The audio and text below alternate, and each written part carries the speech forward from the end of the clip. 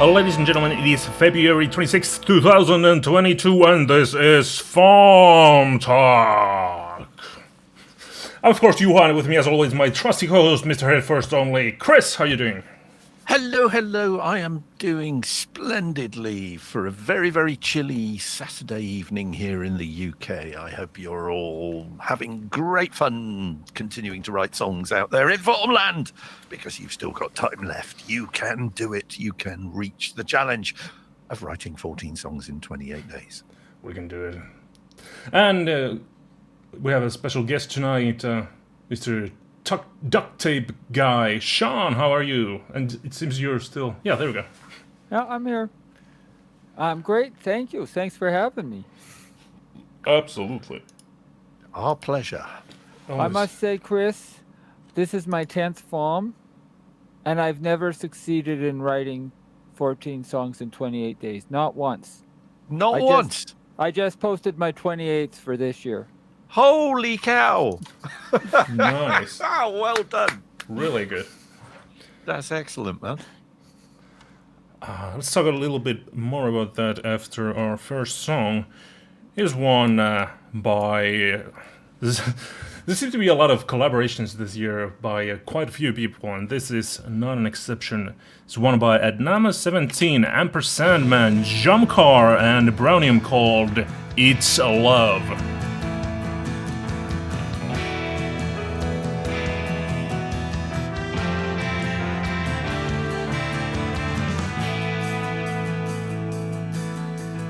Touch you, taste you, breathe you in. Lose myself in you.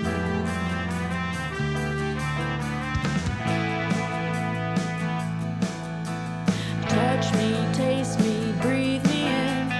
Lose yourself in me. 'Cause it's love that makes us sweet, makes us all that we can be. We're magical.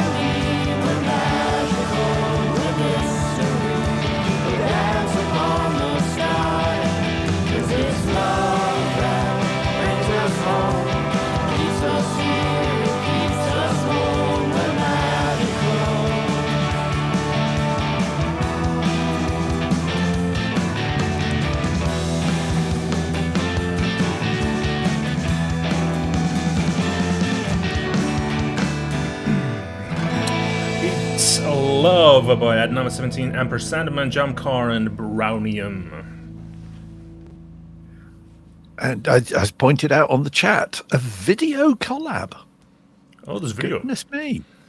So, yeah, I will be making a point of going and watching the video for that after the show and leaving a comment, because it's all about leaving comments, folks. How many elements of this song are Star Trek level? We're living in the future. People from all over the world were collaborating remotely, producing video. It's just amazing. My comment on the track was, they sound like a road-hardened band that's been together for like 12, 15 years. They were just the right combination of tight and loose. Mm-hmm. Yeah. Just sit down, fire everything up and get on with it. And yeah, love the vibe of that. Really good.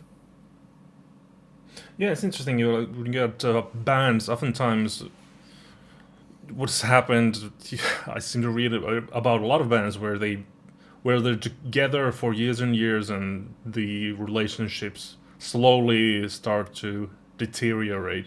But in FAWM, you have your band is there out there in the world. You just see them 1 month a year, and you make cool songs together and record them via like video collaborations. That's super cool. But to reference Sean's T-shirt with the Beatles, I mean, the reason the Beatles were as good as they were was that they were a road-hardened band before they got their first record contract.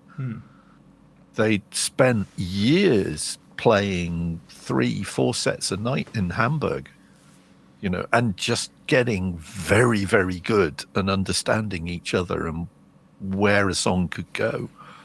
George Harrison had that telepathy before he was 18 years old. Oh, for sure. But and that's just astounding. Yeah, for sure. It's just gonna turn into like I'm hesitant to start talking about the Beatles because, well, I don't know that much about the band, but if I start to ask stupid questions, everybody's gonna be like, well, of course this is what happened, because there are a lot of Beatles fans in FAWM. But this idea of remote collaboration is mind blowing. Not just on the fact that we can do it at all. Oh yeah. But I'm in my day job, I'm Mr. McGahee, and I'm elementary school music teacher. And one of the things that has happened this FAWM, and I know, Chris, I might be starting this conversation early, but no, start away, mate. I've had for years. I've had the kids listening to FAWM songs to teach them active listening and how to respond to music. But organically this year, there have been several remote collabs just develop out of that. Collabs with FAWMers and elementary school kids. And it's been amazing. But let's look at it from the perspective of the 9-year-old. Yeah. I got this person here in Germany who's going to take your words seriously and make a real song out of it. Yeah. Like from the 9-year-old's perspective, it's not an everyday occurrence. They still know it's something special, but they take it way more for granted than we do. That, we're in 3 different countries in 3 different time zones, but we're contemporaries. Yeah. And just the standard of the commenting as well, and the lyric writing, because I have been supplied with lyrics by the class and had so much fun setting them to music. And Fuzzy, our friend, another Canadian, summed it up perfectly. He said, "These are perfect Dadaist lyrics." So the question now becomes, how do you explain Dada to 9-year-olds? Because I think it ought to be done. Yeah. The start of it is you don't necessarily. Yeah. I know my biggest challenge as a music teacher is, and there's this moment, and it's such a responsibility as the music teacher too. I bet you in the chat room, I'm actually going to use the chat room right now. Just a hands up or a thumbs up. There's going to be at least 3 or 4 people in our chat who, when I say, did you have the experience of you love making up songs, you love singing, and then someone in 4th grade, probably Billy, said you suck, and that was it for 25 years. Like, boom. Like, all children are artists until some jerk tells them they're not. I went to a TED Talk, which was a combination TED Talk and musical performance that included Nitin Sawhney. I don't know if you're familiar with him. He's done a lot of work in soundtracks. He does a lot of electronic dance music. Really superbly splendid bloke. And his music teacher basically heard him playing one of his songs when he was still at school, but was already writing songs. And he said, "What's that rubbish? We don't want that rubbish played in here." Oh. And banned him from the music class completely.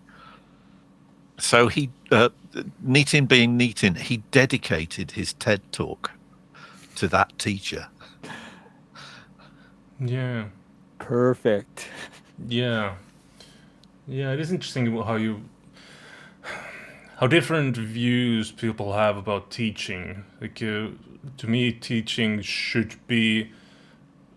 Like, I don't know what you think, but I think teaching is like almost 50% motivation and trying to dig out of the student the will to learn the thing that they're trying to learn. Well, due to the pandemic, we haven't been able to have extracurricular clubs for what seems like 4,000 years. But when I have a songwriting club with children, I've said this for years, I give them a notebook and a pencil and permission. That's all they need. And the first, take a 9-year-old, and the first song they write is going to be a fairly well-crafted and structurally sound pop song about unrequited love. Because 9. that's what's in the airwaves. That's what's in the water. Yeah. The second one, likely something along the same thing. The third one is about being really cheesed off at their brother because he broke her favorite toy. And that one is gold. Yeah. But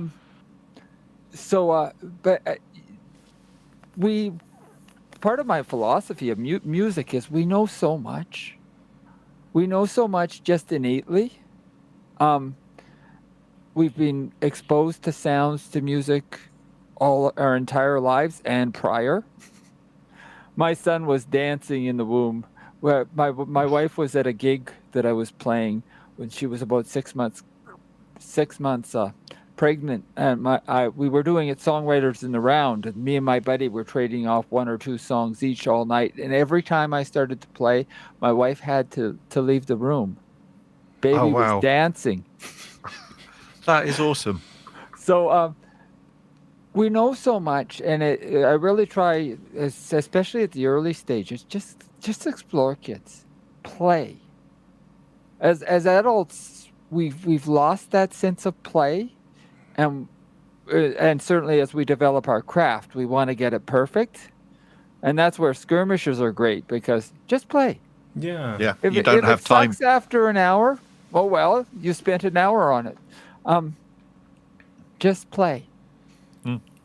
Yeah, I read something similar about. Well, I'm a game developer, so I'm really interested in game development. But somebody was talking about the different philosophies between. Well, Japan is very big in game development because Nintendo and Sega and all these companies come from there, and then the Western companies are a different beast. But they were comparing Japanese game design philosophy with Western type of game design philosophy, and they found out that in West it is typical to that like the lead designer tells people, go do 50 designs of this character, for example, and they do 50 designs, and then the lead designer looks at them and picks the one he likes.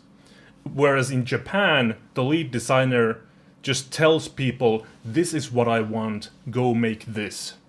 So it's a very different mentality, but what you said sort of resonates with me in that idea level, because to me it feels very alien to have an idea in my head, like this is exactly what I want, and then try to perfect that idea.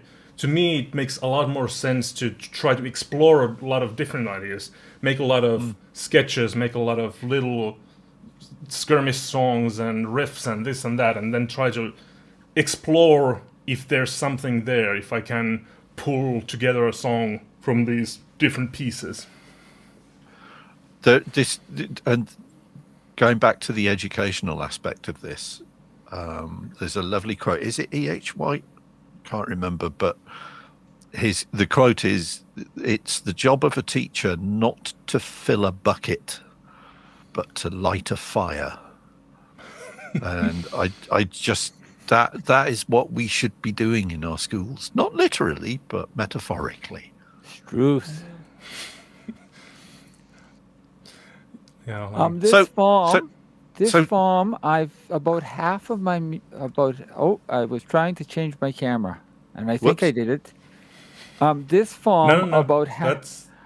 Go back. About half of my FAWM has been. Oh, there you go. There we are. Ooh, buttons. Buttons and blinky lights and knobs. I got this Machina controller at a thrift store in September, and it took me 4 whole months. It was January 31st before I was able to export my first somewhat sketchy electronic composition. And half of my FAWM has just been playing with the buttons and the knobs and doing really bad electronica. And I'm having a blast. Yeah, that's you're doing better with Machina than I'm doing, because my complete control keyboard that I've got under the desk here, if I pull it out, you can just see that there, is compatible with Machina. And I've had it for 18 months. And I have yet to export a single sound from mine. So I might be on after you for tips. But what I've noticed is, like, it's the whole concept, the paradigm of doing loop and sample-based music was foreign to me as a folk singer. And that you grow something organically. You start with a loop, and then you layer on other loops, and you just keep growing. And as a teacher and a writer, I know about narrative arcs, and I know about how to structure a story. Take that to an instrumental piece, I can do that. But just the whole process of building that and growing it is just a blast. And I've learned, again, it's what I said earlier about we know a lot more than we think we know. Yeah. If it feels right as I'm punching the buttons and making the loops, then it's right. Yeah. If, this sample is really weird and it's out of place with these other ones, but it's the right sample. I'll use it. Yeah. Yes. Yeah. Exactly. So is your blinking lights gadget the secret to you finally cracking FAWM? And so what has changed your productivity sorry, this year? Chris, when I said I've never succeeded, what I meant was even from the first FAWM, I think I did 21. Oh, what? I've never only done 14. Okay. This is my 10th successful FAWM. Right. Now I'm even more intimidated. And the blinking lights have been great because 2 different processes. And I was feeling earlier in the month, actually for about 9 months, I knew I could write words. I knew I could craft stories, but I just didn't have anything to say. And that continued well on into like maybe the 20th of February. I was just fighting writing lyrics, and it has broken free. And I've written some really, of my singer-songwriter bread and butter, I've written some really decent songs this year. But that's excellent. I had to fight it. So to be able to go and just monkey around with the blinking lights when I was feeling like there's nothing here. It was great. Excellent. So I know a couple of formers who have hit blocks like that in past years and have eventually used up taking that as an opportunity to reinvent themselves and actually come back as a whole new person on FAWM, but with a completely different sound. Yeah, that's I interesting. mean, can you see and I know that our friend Cool Paradiso, John over there in Australia, is going to be reinventing himself as Beacon. Was that John, or was that somebody else? I may be getting I think that that was confused with Ken someone Madison. else. It was Ken, wasn't it? I was just going to say no, that was Ken Madison. Yeah, so that reinvention, that realization that you don't have to be the guy that you were when you started FAWM 10, 15 years ago, Yeah. I think is a useful get out of jail free card if you are feeling completely empty and drained and there's nothing out there. That is so interesting. That sounds like something, because I'm feeling a little bit drained. I gotta be honest. I'm feeling a little bit drained, and there have been a couple of FAWMs, a couple of 59s where I start to do something, but it drains up very quickly, and I just feel like I don't really know what I'm not in the sense I don't know what I'm doing, not in the sense that I don't know how to make music. I do, but I just don't know what I want to say. And I like the idea of just reinventing myself, but I feel like look, what would I be reinventing? I've done pretty much. Like, people tell me, you go do an a cappella lullaby. Well, I've done that. Go do a jazz track. Well, I've done that too. Do a heavy metal track. Well, yeah, I've done that. So I don't like what is. I would. But like the to. thing is that you're doing all of those as you. Yeah. And as Juha, whereas what these folk that I know are doing this is a bit different, because they are constructing whole other identities that And then become the artist. I know in the music news this week it's all about on the internet that the Foo Fighters have dropped an album as an alter ego death metal band. And it gets better than that, because they wrote this album of their alter ego death metal band as the soundtrack for a campy, silly horror movie that they made about the Foo Fighters go into this gothic mansion to record an album, and it's haunted, by the ghosts of this death metal band that recorded their last album there and never left the mansion. So That is just so meta. Are they turning into John Carpenter or Rob Zombie.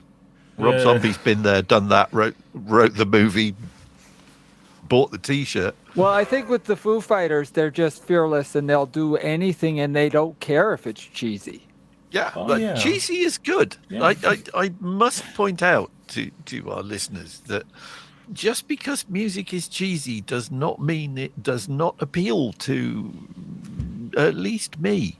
But Some I'm sure people many wanna other fill people the in the world with Yeah. silly love songs. quite. don't be afraid of a Good cheese? Lord.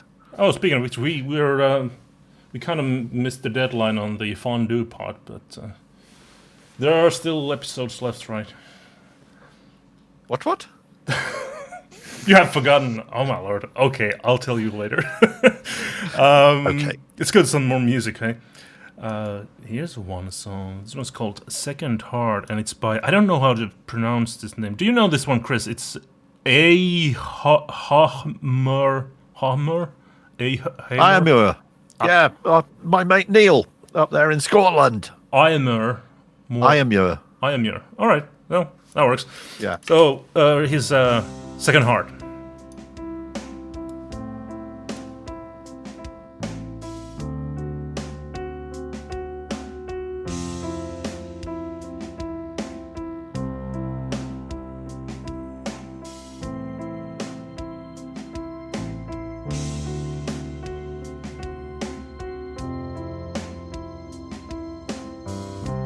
found your second heart in the attic in a suitcase wrapped in tissue like a treasure wrapped in lace. Well, I'm no expert, but it looks as if it's hardly been used. Just a little wear and tear here and there.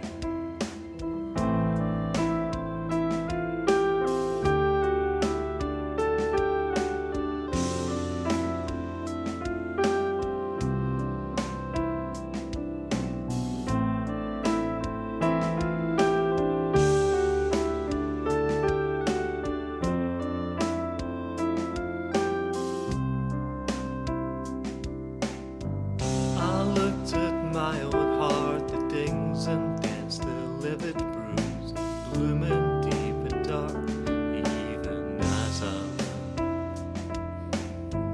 I switched your second heart with a fox's paw, and then I shoved the suitcase back in its dusty corner.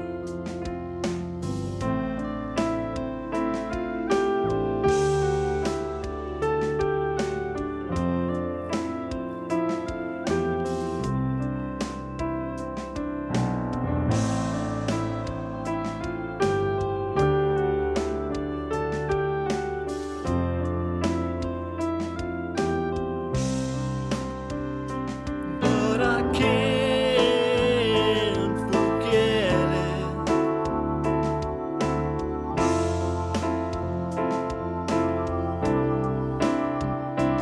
No, I can't forget it.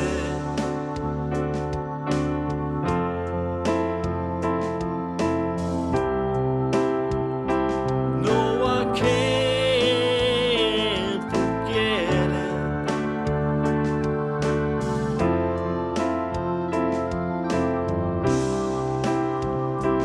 No, I can't forget it.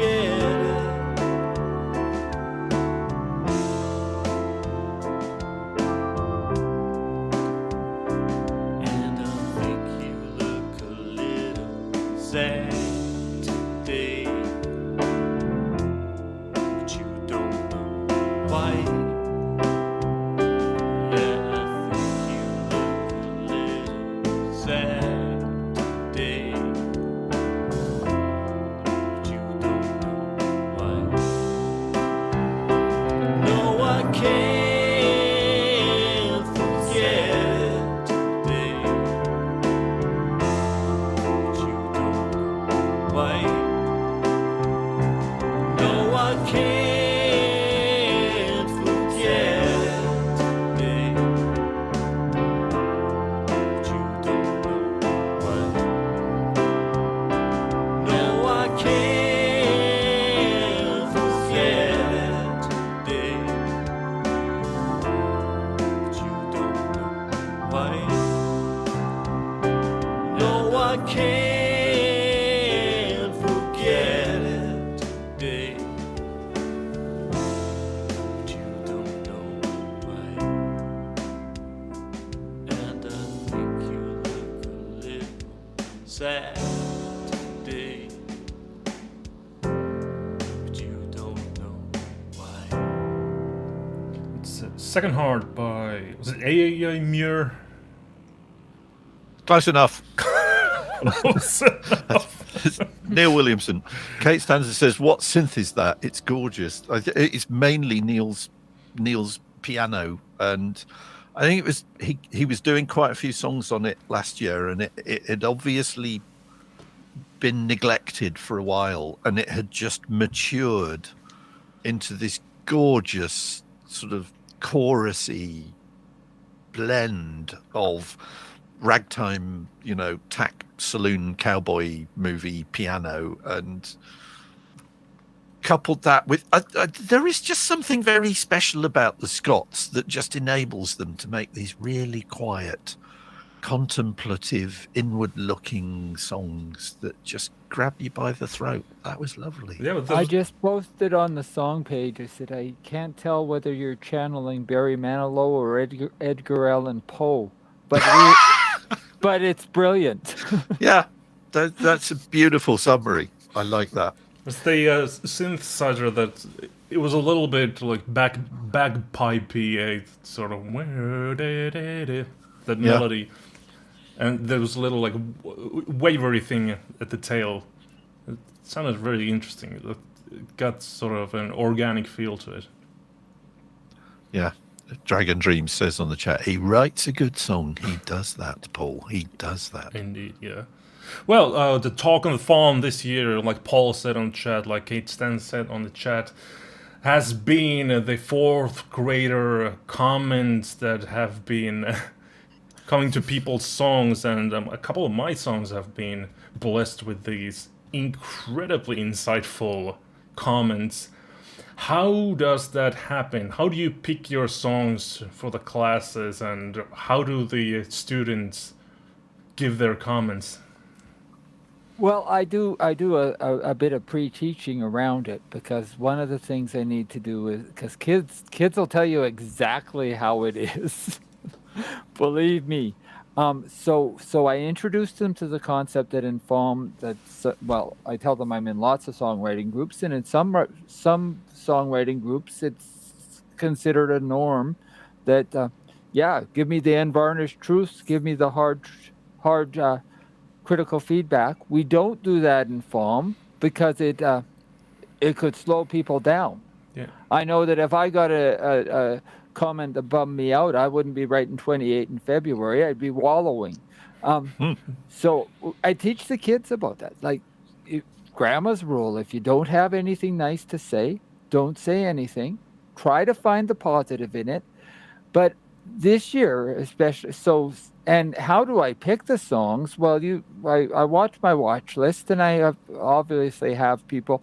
I very often do a panic scan of the lyrics just in case. Always wise. Always wise. But over the course of the month, I've noticed that especially my really wee ones, the first graders, they've gotten comfortable enough with this process that they'll get really goofy. And they'll all say the same weird thing, like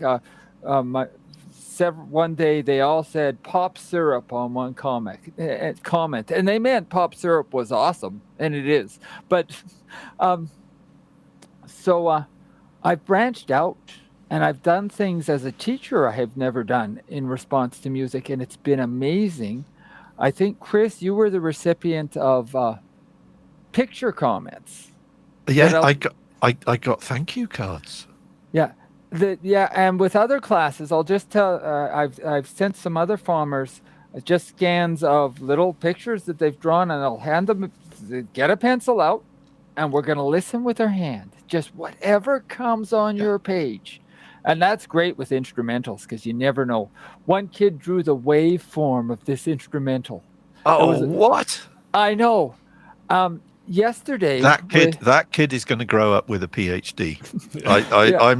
I'm calling it now.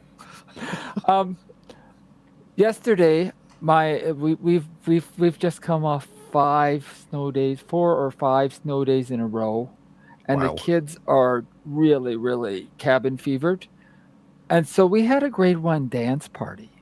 And we went on the FAWM site, and I looked for songs that deliberately said EDM or dance. And the kids did, okay, let's find the beat. Let's find what works for this. And one of my favorite moments yesterday during this dance party is, and I forget which FAWMer it is. I'm sure we can look it up. But she wrote this beautiful EDM song in Finnish. And I said to the kids, anyone here speak Finnish? In my town, that's a pretty safe bet. Nobody's raising their hand. How can we enjoy this if we don't understand the language? So we go through all that. We talk it through and then dance. And it was amazing. But what was even more amazing is one little girl in first grade is nonverbal autistic. Right. And she's pretty non-responsive. But and at the beginning of the year, she'd stay in my room for 4 minutes, and then the educational assistant would take her out. She's now staying for the whole music class, and she really enjoys it. So we put on this Finnish EDM, and she starts to dance, holding on to the hand of her. I'm gonna stand here, Juha. You might have to change my. Holding on to the hand of her educational assistant, and keeping the beat in half time on 2 and 4. I was Oh, just that's sweet. Like it was just stunning. That like she's feeling it on a very primal level, and it's Yeah. reaching her. And so, as a teacher, you look for that teachable moment where it all came together, and somehow, despite myself, I got it right. That is beautiful. Yeah. And it was finished dance music. There we go. Isn't that? Oh, that's extraordinary. It's also known So, have to- you introduced the kids to different time signatures yet? Do I need to start writing, prog EDM in 13/8, Prague or would that be a bit too challenging? The way I approach that is that I don't tell them it's in a word time signature. Yeah. Just right. feel it. Just feel it. Find the beat. Let's just feel it. There's so many things that, as I said earlier, people know innately because we're immersed in music. If you don't tell them it's hard, they don't know. Yeah, Godfrey Gowan was talking Good about point. this. Good point. Godfrey Gowan was talking about this, and I think maybe Chris knows more about this than I do, but he was talking about, he was in India and was talking to, he was playing these weird time signature pieces to the elementary students there, and they just took it like very naturally because they, in their culture, they have this thing where they very naturally divide musical ideas and phrases into 5s and 7s and these like odd numbers. They do indeed. It's called conical. And if you want to learn how to do prog really, really intensely, then Indian conical is a great gateway drug. And it's basically chanting consonants and syllables in these ta-taka. I can't even do it because my mouth doesn't move fast enough. But if you, it's Konnekol. If you Google it on YouTube, there are, and when you hear people doing it, ta-taka, and then there'll be somebody playing tablas along with them, and there'll be somebody else on a sitar, and they're all in perfect lockstep, and they're playing these ridiculous like 22/8 motifs that are interspersed with a 13/8 motif, and it's like, yes, so, and that whole idea of never being told that is difficult. Yeah. And think that's a if you've lot to ever do with hung it. out with a drummer who's deliberately sought out either Indian music or African music or stuff, I'll tell you, I have in my lifetime been guilty of what constitutes a band. A band is 3 musicians and a drummer. But drummers, in a very real sense, process music on a whole different level. And they'll say, like, if you can say it, you can play it. But sometimes saying it is darn difficult. Yeah, it's Dragon Dream says I base a lot of my slap patterns on it. And combine the two. When we've mentioned her on the chat before, if you're not familiar with Mohini Dey, who is an Indian bass player who is terrifyingly good and still very, very young, she's worth checking out. Yeah, but just that idea that it might sound difficult to us because we know it on like that informational level, but you just have like a first grader listen to this sort of impossible sounding music and they'll just take it in as it's normal. Well, one of the things I have to counter, and usually it hits at about 12 or 13. It's not, but sometimes younger, is that American Idol mindset where it has to be commercial and it has to be monetizable and it has to be at a superhuman level or it's a cause for ridicule. Yeah. So I constantly have to be careful to counter that, because there really is, and sometimes again 12 or 13, the middle kids or the pop kids or the K-pop kids may just shut out everything else and say, if it's not this, then I'm not interested. There's one qualifier that matters in music: good. Yeah, and to go back to your autistic pupil, the definition of good is, does it speak to your body? Does your body respond to it? Forget the mind. Does it hit you in the heart? Yeah. What are your emotions making of this? Not what your mind is making of it. And Yeah. that is what connects with people. It's not the PhDs in nuclear physics making waveforms, although that has its place, even in 9-year-olds. But Yeah, but it's does it move you? And that ability to make you move isn't dependent on it being a 4/4 beat with Mariah Carey style vocals and a production by Simon Cowell. No. As I said or referenced earlier, that about half my FAWM has been these really rudimentary and very simplistic early electronica pieces. I can easily put myself down for them and think less of them, but I've got one in particular that I used all West African instruments and just again felt it. I don't know African music, so I just felt it. And it must have worked because the 5-year-olds danced. There you go. They wouldn't dance if it didn't mean it's time to dance. That's a win. Yeah, that's what you mentioned, Chris. That's also what I've been very much... I see myself drifting into that direction. And I used to be all about making very complicated solos and riffs and this sort of thing. And you can hear it in my earlier FAWMs. But turns out I never loved those songs. I like them. And there are some like Iron Maiden style heavy metal songs, because I like Iron Maiden, and there are songs I have made that I like a lot.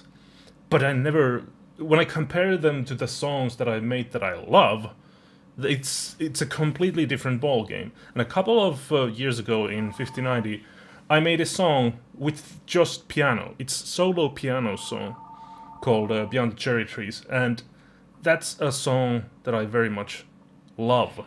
And it's a very simple song, but it has like an emotional core that I respond to, and it doesn't have all that complicated things, and it doesn't engage me in like a mental level where I'm just looking at the music like, oh, there's something happening there, and oh, that was interesting. But it's just like it moves me. And nowadays, more than anything, I'm looking for that. If I'm trying to make music that I love, then I'm not looking for those complicated patterns. I'm looking for something else. And it comes from I think it comes from a completely different place.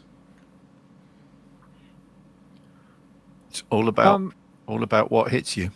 Ultimately, I came to...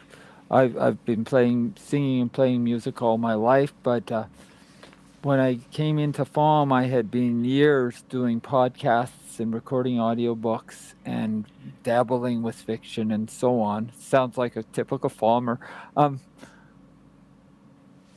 Doesn't matter what you poke, scratch, chisel, semaphore, doesn't matter what instrument. It's all about communicating with other human beings. Mm-hmm. It's all about making a connection. Yeah. Yeah, and that's the truth. Absolutely is. So, Sean, looking at the wall behind you, I mean, there are many. You have a musical room there, to put it mildly. What was your first instrument? What started you down your musical path? That would be trumpet for a little bit, then trombone, or baritone, horn, and trombone all through high school. Well, I did Guitar- not see that coming. Guitar. Oh yeah, jazz bands. Guitar. Guitar was my was really where I started, and at the time I got a guitar for my 12th birthday. I learned to play it for my 25th. And at the time, I picked it up as a young adult. I had been heavily involved in community theaters and musicals.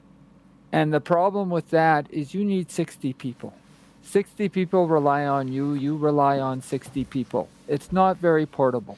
An acoustic guitar, a singer-songwriter and an acoustic guitar is really portable, and the only one I'm relying on is me. Yes. So that was sort of the gateway, and for decades.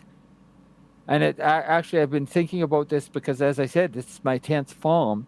So I was thinking, I did some recordings with I have all the gear from my first FAWM setup. So that's Zoom H4 recorder, Acer netbook, and at that time I owned 3 acoustic guitars and an acoustic bass. Oh, splendid. That was pre-ukulele. It was pre-touching a keyboard. You can't see right beside me. There's a vibraphone. Like all the stuff, all the toys have come in the last 10 years.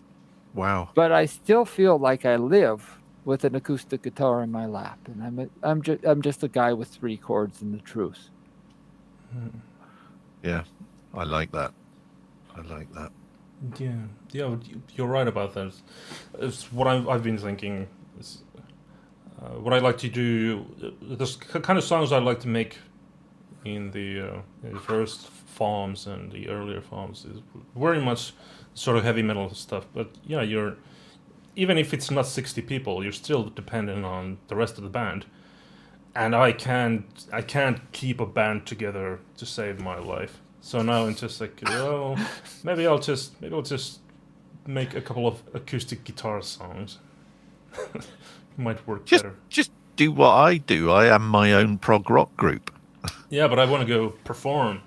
I got big dreams. I'm still young. I'll have to wait until they perfect cloning technology, I think. So Pearl no. Manhattan in the chat has asked, is that a banjo-lele? And I think Sean is about to reveal whether it is or not. Yeah, Pearl was asking about instruments. This is a really interesting banjolele, and I guarantee you it's not in tune. Ow. Pretty good. Yeah. But this is the Dixie Music Company, and the story of the Dixie Music Company is after World War II, they were a steel munitions company that had to retool in a hurry after World War II. And so for 30 years, they made these galvanized steel. I've got one of the older ones that actually has a goat skin. Oh, sweet. Banjoleles. So hold it they a had little bit closer to the center. Yeah, there you go. There we go. That's really good. So viewers in the UK will, if of a certain age, which is probably just me and Paul, but never mind, will remember a comedian, actor, singer, songwriter called George Formby. And if I remember correctly, George Formby's weapon of choice was the banjolele. So, and the other one I pulled off the wall is a Frankenstein experiment that did not work. Oh boy. This is a Venezuelan Cuatro. And somehow along the way, I ended up with 2 Venezuelan Cuatros. So this one I repurposed. And as you see, I've got bass machines on it. It's like a and bass strings. So it's an acoustic. Wow. U-bass. The intonation is sketchy, and who cares? And the scale didn't work for the silicone strings. I can't tune it as a bass. I had to tune it. I had to tune it up the 4th as a ukulele. You just get rid of the frets, and there you go. Yeah, fretless U bass. That'll do. That'll do. Well, it's just fun to tinker with this stuff. I know Paul is all about like he's got way more skill as a craftsman than me, but built his own guitars and his own amps. I mean, brain the size of a planet, that man. But and in fact, he just says, yeah, George Formby had several banjolalis. They were all in different tunings because he only knew 4 chords. That's brilliant. Oh, I like that. And he's considered a legend. Well, he is a legend. He was one of Brian May's earliest influences. Did you know that? Brian May plays banjolele. There is a 1960s comedy, or there was a 1960s comedy group over here called the Bonzo Dog Doodah Band, which some of you may be familiar with. They made their names singing sort of jazz versions of 1930s standards, like I'm going to give my girl a watermelon tonight and everything's fresh today and stuff like that.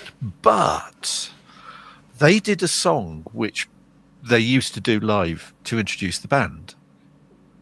So it would start with, "Hi there, nice to be with you. Glad you could stick around. Like to introduce Legs Larry Smith on rhythm pole."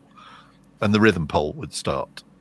And Vernon Dudley Bohey Knoll on bass guitar. And the bass, doom, doom, doom, doom, doom, doom, doom, doom, doom, doom. And this would go on. And they would run out of members of the band. So they would start introducing other people. So it would be, and looking very relaxed, Adolf Hitler on vibes. And a vibraphone would kick in. And then, and over there, J. Arthur Rank on gong, because the Rank Corporation films always had this oiled up guy hitting a massive gong. But, and the point of this song, the point of this story is that halfway through the song, Vivian Stanshall, who was the master of ceremonies and the trumpet player and the vocalist in the band, goes, "And over there, Eric Clapton on ukulele." And this ukulele bursts into life, and Vivian just goes, "Hi, Eric." And it was Eric Clapton on ukulele, because he dropped into the studio and they said, "While you're here, play this," and handed him a ukulele. Which would have been brilliant. As you can see from all the instruments around me, I'm a big proponent of making music with instruments you don't know how to play. Yeah, that's good. And again, it's about trusting your ears. Yeah. For sure. You gotta have that spirit of experimentation. You don't have to tell me or Chris. I was experimenting with ways to record an ocarina this afternoon. I'll just say that. Ooh. That's an ooh-worthy sentence. I've mentioned it before, but I was watching a YouTube video, I think, on the making of the score for Disney's show The Mandalorian, which is by Jonas Johansson, who recorded, I think they only released it on vinyl, and it sold out like instantly, because he released a box set, and there was a full-length vinyl LP of every episode of The Mandalorian. But the Mandalorian theme tune, I thought was an ocarina until I watched this show, and it's this extraordinary bass recorder. So that is the instrument that is on my list of instruments that I do not own, that I would really, really like to have one. Bass not play, just have one. So, question for you, Sean, is, of all the instruments that you do not own, if money was no object, what would you rush out to buy to add to your collection? Commercial U-bass is on the list just for its portability. Who wouldn't want a really nice 60s Telecaster? Well, this is true. But yeah, we're at a point in this little house that getting close to enough, but the ideal number of instruments for any musician is One more. Just One one more, more. Yeah. But Chris, I have to ask the same question from you because you have so many things. If money was no objects, what would you get? What would be the thing? I have been hankering after one now for about 3 years, and you may be surprised by this, but it's a lap steel. Oh, That's what I'd like. And this is, I think, again continuing my obsession with the career of Mr. David Gilmour, who uses one to great effect on his solo tours and did so equally with Pink Floyd. yeah. But yeah, I'd love a lap steel. Oh, The other thing on my list, and it could happen, is this year I've been monkeying with Nashville Tuning on one. I've got. I'll show another instrument. Yep. What's it gonna get? What is it? $60 Ooh. Goldfish Electric. Oh, that is splendid, sir. And I have it strung Nashville. Can you explain for our viewers what Nashville Tuning is? Because Yes, Nashville forgotten. Tuning. Nashville Tuning is a specialized set of strings. It's basically the high set of a 12-string set. And so the reason I've got this strung Nashville is then I can play the electric on one track and the acoustic on another track and pan them hard and emulate a 12-string. Oh, nice. Nice. But That is a 12 very pretty guitar in itself. It has. It's has a lot to of say. fun. Yeah, that is gorgeous. Yeah. I've never seen one before. Go. I think it's just a cheap Korean or Japanese build, but like It is a It's cute. goldfish. Yeah, It's a it is a goldfish. goldfish. Yeah. Show like a flyby. okay. There you go. What's the pickup on it? Do Wonderful. you know, or is it just some It's sort of? just a single a knob? humbucker, Okay. and I got it used for like $60. I think I've seen them online new, but like it's a cheap $100 instrument. It's not anything to write home about, but it's fun, and I really pride myself on making music with thrift store instruments and toys. Yeah. Yeah. Because it gives character, and it's a way to express individuality, Yeah. and especially for those of us like myself on a limited income these days, it's also pretty much the only way you can achieve it. Well, should we listen to some more music? We should. To see what we got here. Oh, here's one by Cairo Braga. It was called The Right Stations.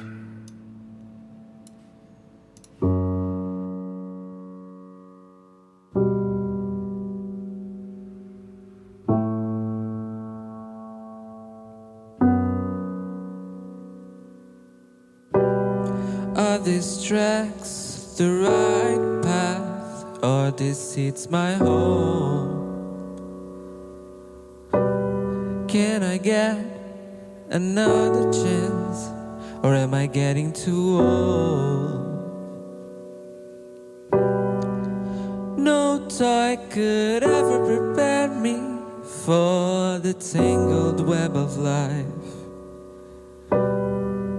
No joy could ever protect me, but there's always another night. Rolling on bars of steel and wood, I wanna go very far. Rolling on bars of steel and wood, because my heart is the car. The line is my intuition to stop on the right stations. I did things my way, but maybe my way is wrong. I need a new place to stay. I I've been on the past too long. No toy could ever prepare me for the tangled web of life. No joy could ever protect me, but there's always another night. Rolling on bars of steel and wood, I wanna go very far. Rolling on bars of steel and wood, because my heart is the car. The line is my intuition to stop on the right stations.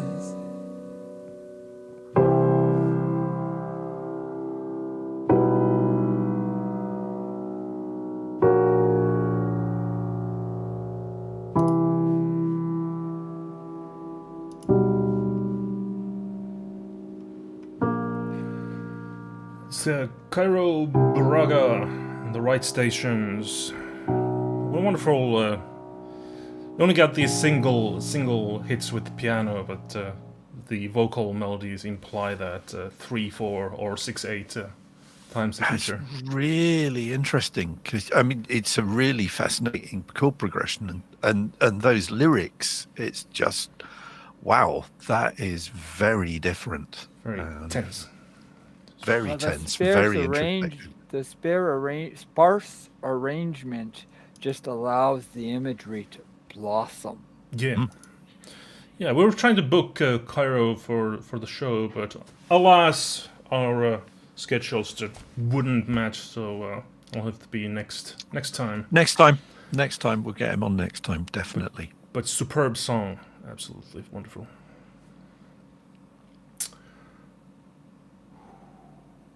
Yeah, That's left us all absolutely speechless, Yeah, really, it's- hasn't it? I was gonna say, I mean, wow. that is the power of a song, where you just have to sit there afterwards and go, right, yeah, need to think about that one. Yeah, Gonna have to listen to that one again, definitely. No, this is entertainment, people. Yeah, just watching 3 grown men completely reduced into incoherence by somebody else's piece of music. That is doing it right. No, we're just playing 433. Yes, when Wobby was on, we talked about her big influence, Mike Batt, also known as the Wombles. And yeah, Mike got into rather a lot of trouble doing a cover version of 433. Not recommended. The Cage Estate have a particular set of skills, and they will find you. Or Liam Neeson. They'll send Liam Neeson round. Okay. It's probably. But, yeah, that is a splendidly blue piece of musical hardware there, Sean. I was going to ask you about that one. Another thrift store find. Child's guitar. Spider-Man. And you know it's me, so I don't have it strung as a guitar. It's strung lately. Oh, right. Okay. And that what I found with child's guitars in particular is a really useless, almost unplayable child's guitar can almost always be redeemed by putting ukulele strings on it. Oh, Because they have such short scales, to put the higher strings on it gets more tension, so the intonation smartens up. And actually, this one, I have no idea if it's in tune, but Good Lord, it is. Which shows Really? you something about the quality of the guitar with the right strings on it. really nice voice. It does, yeah. I mean, even just over Google Meet, which we're using to spit this out, that is really, really something. yeah. Yeah, it's just... One of my favorite ukes is a very, very small. It was a child-sized 6-string with the scale length of a soprano ukulele. And I actually, when I got it, it had like 4 strings on it. I did string it as guitar, but there was no possible way I could get my fingers on it to chord it. So I took off the bridge and remeasured, and I put new tuning heads on it and a ukulele nut. And it's actually, and because I had remeasured the scale length to get it just so, it sits in my classroom and it's my favorite uke. It's got a beautiful voice. But it started life as a Bon Tempi, your baby's first guitar. Oh, wow. So there is a lot to be said for thrift store guitars. Oh, here we go. Now you've done it. There you go. There's mine. So that was is this one? All dear. guitars are always in tune. Yeah. That one isn't. Yeah, 30 quid from an Oxfam shop that my aunt used to run in Lytham St Anne's. Really? Yeah. My classroom beater is a, and I've managed this year. I managed to date it. It's a 1969 Yamaha acoustic that they called the lawsuit guitar because it was a D28 knockoff. Oh gosh! So I paid $40 for it over 10 years ago at a thrift store, but the reason a 50-year-old guitar is in my classroom is it sounds great. Yeah. And if an 8-year-old foot goes through it, I could probably say, "Well done, good and faithful servant," and not worry too much. I don't know. I'd probably break my heart, but I think it would break mine, certainly. Yeah. But and the fretless bass that I've got on the wall over there, I'm not going to wave that at you. I bought a fretless bass. It's an Ibanez Blazer from the sort of late 1970s with the enormous headstock. And basically, I think the previous owner had decided that he wanted a fretless bass rather than a fretted bass. So he'd just taken pliers to the frets and pulled them out of the maple fingerboard. And even better, had then filled in the damage with masonry filler. Oh, that's interesting. So this thing was a wreck, and I picked it up for some ridiculous amount of money. You know, it was even the body and the hardware on it would, if I'd sold those bits off, I would have got more than I'd paid for the whole thing. Yeah. But I was living in London at the time, and I knew this luthier who had, I mean, he may still have it. I mean, this is 40 odd years ago we're talking now. A guy called Roger Giffin, and Giffin Guitars had a little workshop underneath. It was actually built into one of the arches underneath Kew Bridge. And I found him up because he'd done some work on the first electric that I had to sort of turn it into a playable thing rather than just being a cheap Jap copy. I said, "I've got this wreck. Can you see what you can do with it?" And he said, "Oh, don't worry. I'll put an ebony fingerboard on it, and we'll put a nice shallow bridge on it, and I'll change the pickups." So I said, "Right, you're on," and drove over there. And he said, "Oh, just put it down there next to that case." And I put my little pawn shop find Japanese bass guitar down. And the next case that I put it next to was this gorgeous handmade leather case with a proper leather bound handle, and a little brass nameplate underneath the handle that just said J. Entwistle. oh, I went, that, and he said, yeah, he says, John dropped it off for a bit of work. so did your bass get cooties from that other bass? I'm hoping so. I hope it rubs off. The Ox himself, Thunder Thumbs, the Who's bass player, John Entwistle, used to go to the same guy as I had my humble first experience of playing fretless bass very badly with. Wow. The good guys stay in business, right?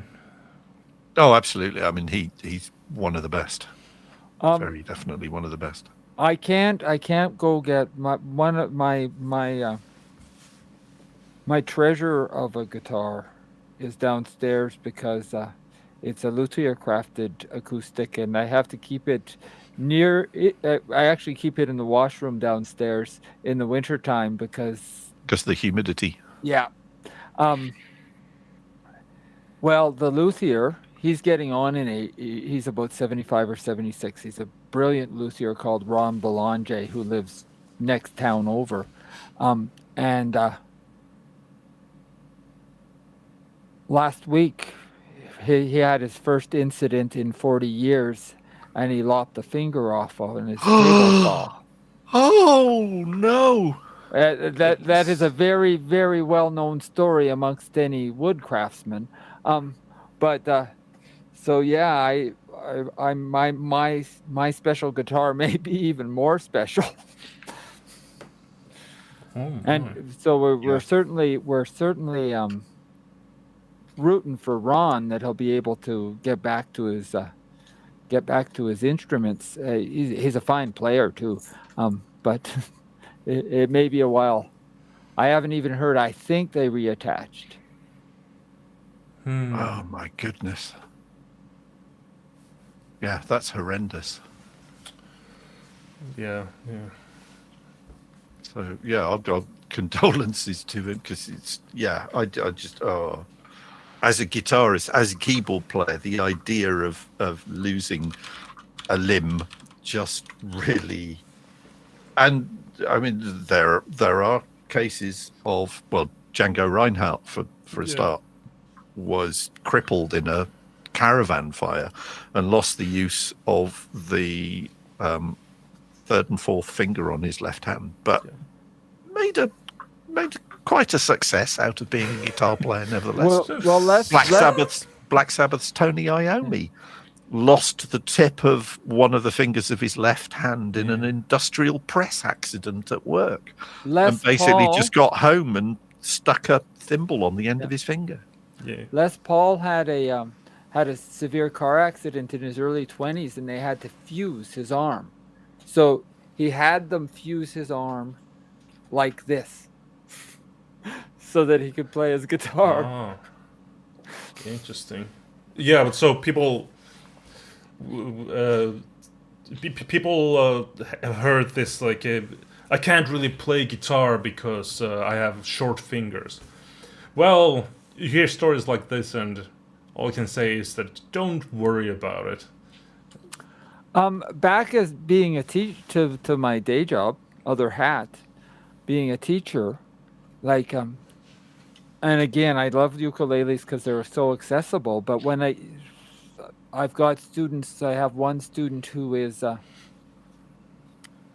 cerebral palsy, and her right hand is she's strongest in her left, and her right hand doesn't really cooperate. And so we've done things like we experimented with so many things, and the thing that seemed to work is I actually got some Velcro and I strapped a pick in between two fingers so that she could sort of like, but she was really game for it, whatever we can do. And her mother was just, yeah, you do whatever.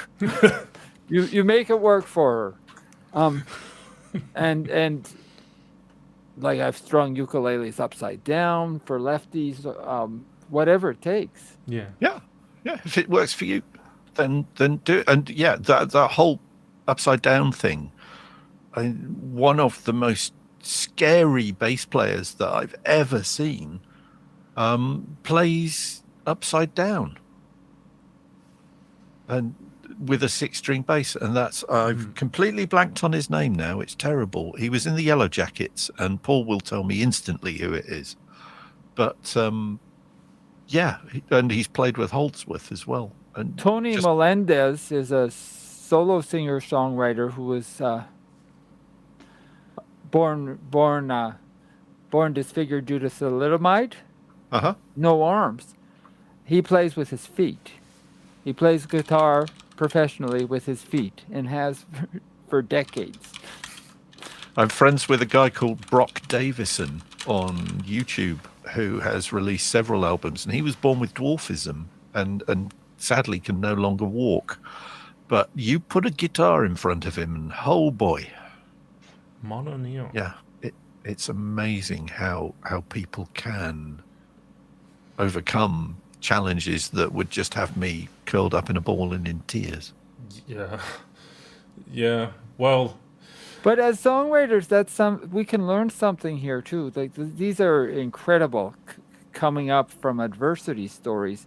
But constraint is one of our most powerful tools as songwriters, and to give ourselves these artificial constraints. It's coming back to what I said earlier.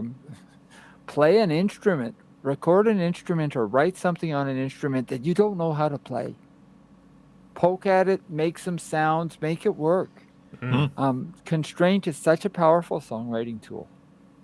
Yeah. I mean, we've talked on this show, and Juha and I have talked about this many times. The paralysis of choice, of just having too many options to pick one that you think you start second guessing yourself and going, well, maybe I shouldn't pick. yeah. So yeah, the idea of constraint, the idea of crisis, and we're back to Douglas Adams again with the Lintillas, Yeah. crisis inducers being able to improve performance. Just give yourself one string on a guitar. Hey, C6 Steve used to do pretty good with 2 or 3. YouTube is telling me no data. What? Did we lose connection again? I don't. You're still on YouTube. I just get like, this is stressful. It said no data, and now it says excellent connection. I don't know. How bizarre. We've been losing connection in a couple of episodes, and it's always just but the fact that we can do these shows at all, that's already a miracle. So I'm okay with a couple of glitches here and there. Yeah, well, when HFO goes live on air, we all expect a glitch. It's my theme tune, for goodness sake. No worries at all. Indeed. All right. So, we'll be coming back again on a Monday, and it'll be the last. There's of a song in February. that. Monday. Ba-da-ba. Oh, let's not get DMCA'd. It is, in fact, the last. I can't weekend, sing that well. The last weekend of FAWM. And where has the time gone? Of course, we all have a bunch of songs to show for it, but it feels like we should be only halfway there, and Monday's the last day. Well, have you accomplished everything you wanted to do this FAWM, Sean, or is there still something you're... I actually have to go back and look back at my profile page because I always write a manifesto, and I think I have. I was really just wanted to focus on my Machina controller and be able to play percussion for myself, and I've done that to a degree. I haven't done as many collabs as I usually do, but I've been pretty self-sufficient. So, and as I said, I wasn't feeling confident about my ability to craft a song and tell a story, and I knew it was bullshit when I was experiencing it, but I've been able to push through it and write some really decent songs. So yeah, I think I'm all right. All right. Excellent. That's good. Great stuff. Well, it's another February success, and we have 59 to look forward to. But let's not get ahead of ourselves. There's still a super skirmish going on this weekend. Yeah, you've still got at least 2 days because the FAWM site will not finish will not close for entries until I think it's noon GMT on Tuesday, the 1st of March. So you've got time. You've got as time. long as it's February somewhere. The New Zealanders get a whole extra day. Yeah, I've been known to get up early on March 1st and write and post a victory lap song before 7 a.m. Sweet. Yep, That's I've done gotta that. be done.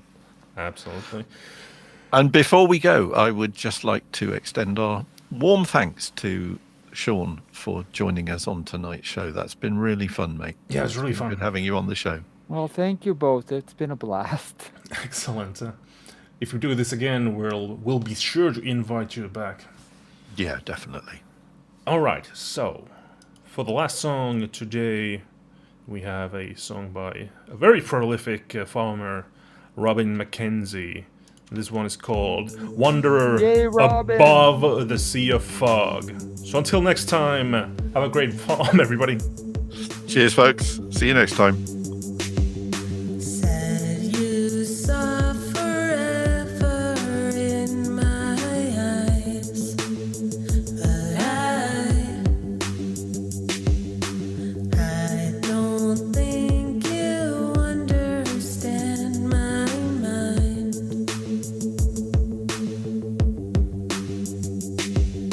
You are just the weather at the time,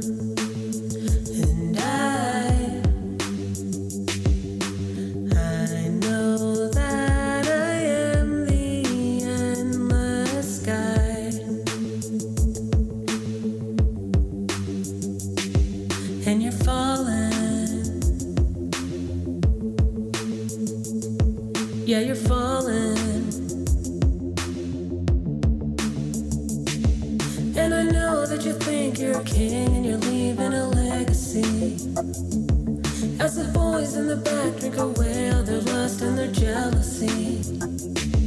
I'm a shadow, I'm a ghost, I'm nothing you could ever want from me. I'm a wanderer above the sea of fog.